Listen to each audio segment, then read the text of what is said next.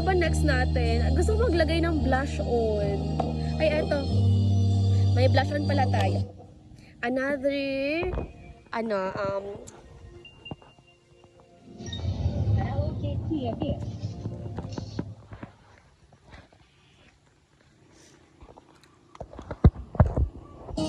ay, dyan. Another angle na naman tayo. Kasi para di kayo maboring. I don't know if you're still watching this. But, ay, ang tilas naman. Ang hirap naman.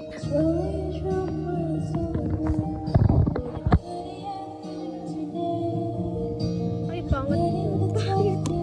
Wait, ayusin ko muna yung shoulder top natin. Ito yung ano ko talaga, like, medyo nainis ako sa mga ganitong top kasi need ko pa siya ayusin ng paganyan, pa-off shoulder. Kasi one ko din naman off shoulder, di ba? Ang elegant nga ng top na to. Pero ayaw kasi ng palaging inaayos ko siya, especially if may mga tao, parang makakala nila na gusto niyang magganan, ganyan. Alam niyo na, especially province here. Hindi pwedeng always nagsusuot ng ganito. So, but I like wearing tops like this. Para kasi ang lakas maka-boost ng confidence mo. Very expensive yung atake niya. Pero hindi naman ako yun. So we're gonna put a flash on pala. Eto siya, Mona Lisa. Ay very mura lang nito Nabili ko to sa mall or ng ate ko. Binili niya sa mall. So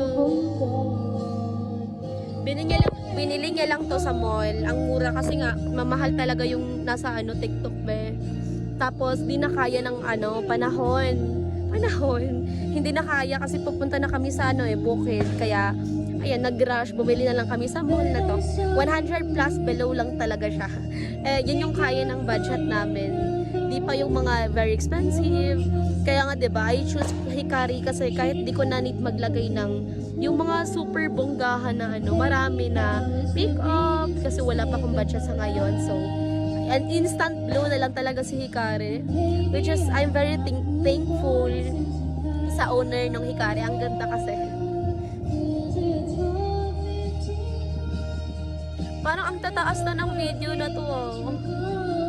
Yung accent ko ba, parang hindi na. Bisaya ang ko, different ng accent. Murag ni change na siya ang accent.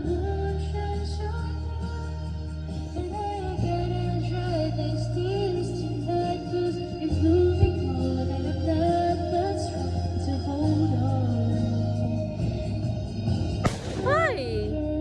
May mga na dito, nagpuputukan. Puputukan. So, we're gonna finish our looks. Ay, dito.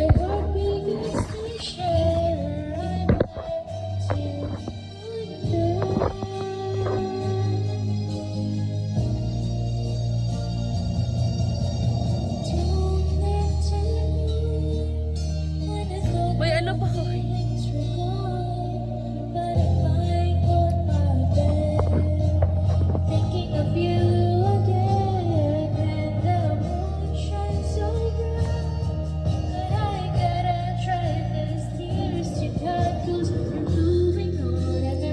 Diba?